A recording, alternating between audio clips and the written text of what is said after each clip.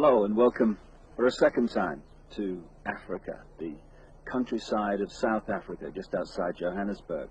For the second in our series with Credo Mutwa, the Zulu Sanusi, or shaman, as many people around the world would call him, the keeper of the history, the true history of Africa and the Zulu people, and the official storyteller, in other words, the carrier of the knowledge and the symbolic stories of the Zulu nation. He is, without any question in my mind whatsoever, the most remarkable, astonishing man it's been my honor to meet. And to share his incredible knowledge has been a time that I personally will never forget. In the first of these videos, we discussed with Credo the story of the Chitahuli, the reptilian extraterrestrial race from another world that came to the earth in the far ancient world, that brought advanced knowledge which built many of the, according to conventional history, unexplainable, magnificent structures all across the world, thousands and thousands of years old, and also interbred with humanity, creating hybrid crossbreed bloodlines. These bloodlines, as my own research for books like The Biggest Secret and Credo's immense knowledge of the African history, which he's gathered in his nearly 80 years of traveling this vast and amazing continent, both correlate the same story, remarkably, that this Chitahuli, this reptilian race, interbred with humanity, and the bloodlines became the almost demigods, the royal ruling lines of the ancient world, particularly in the ancient Near and Middle East, which were the middlemen, if you like, between the extraterrestrial gods to which people were literally sacrificed and the people in general. And as the genealogical research is showing, these crossbreed bloodlines, the Nephilim, as the Old Testament of the Bible calls them, the result of the interbreeding between the sons of God, as the Bible calls them, the sons of the gods in the true translation, and earth women, the marriage, the bringing together of the sons of God and the daughters of men. This Nephilim crossbreed race, as the genealogy has shown, came out of that area and into Europe to become the aristocracy and the royal families of Europe, and then through the British Empire became the ruling bloodlines of most of the world. In fact, today, almost all of the world. Like the 42 presidents out of the hundreds of millions of people who have been Americans since the Declaration of Independence in 1776, 42 have become president. They're all related. What?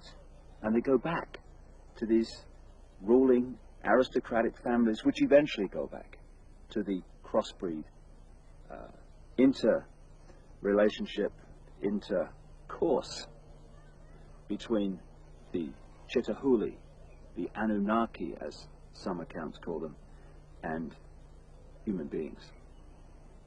And it's the British Empire that we're going to talk about now, in its relationship to taking over the planet in a way that today is now global.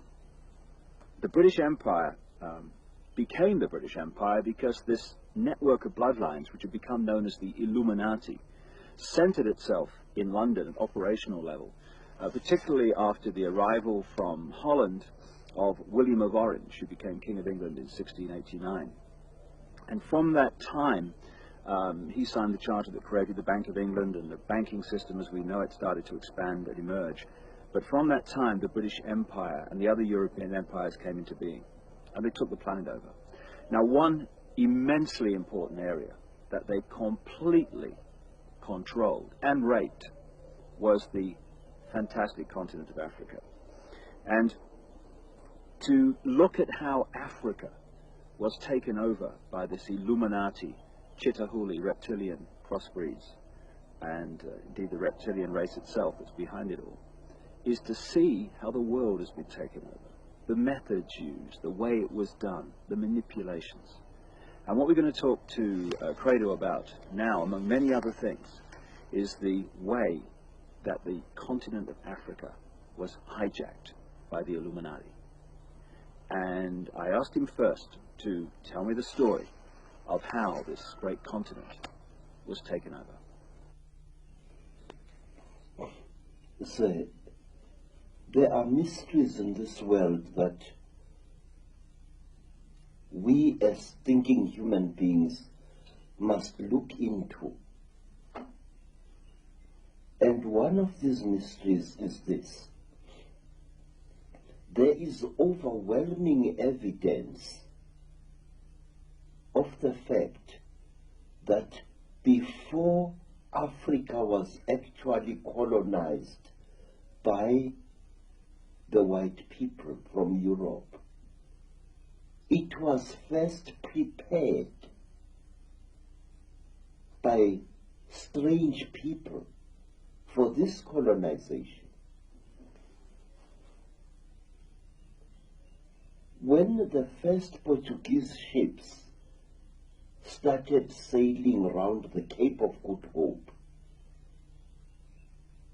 strange beings appeared amongst our people, strange human-like creatures, usually creatures of great height, abnormally tall, human-like beings, some of them with only 1 foot, appeared amongst our people, and they started doing things there which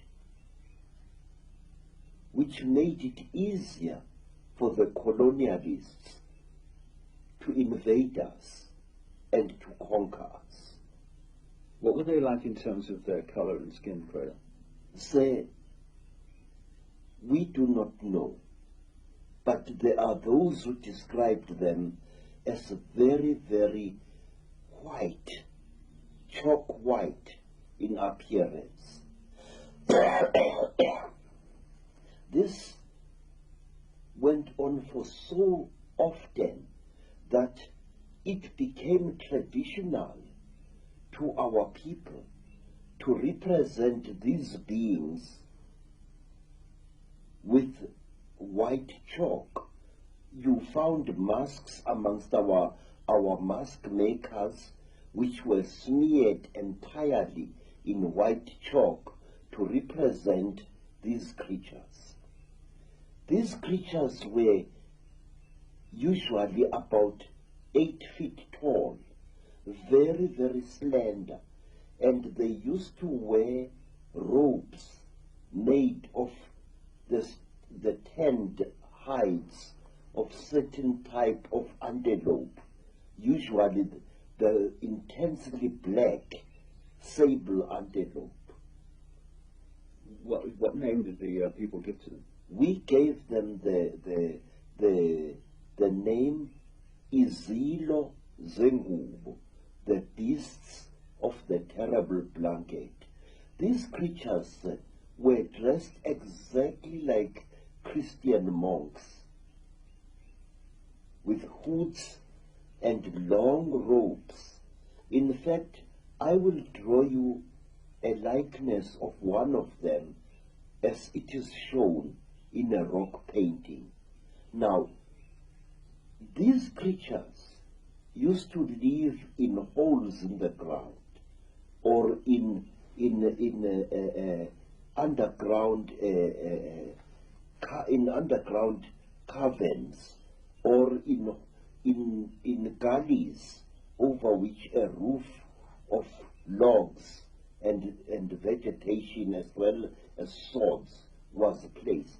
And it may be of interest to you, sir, that Portuguese explorers and Portuguese seamen used to see these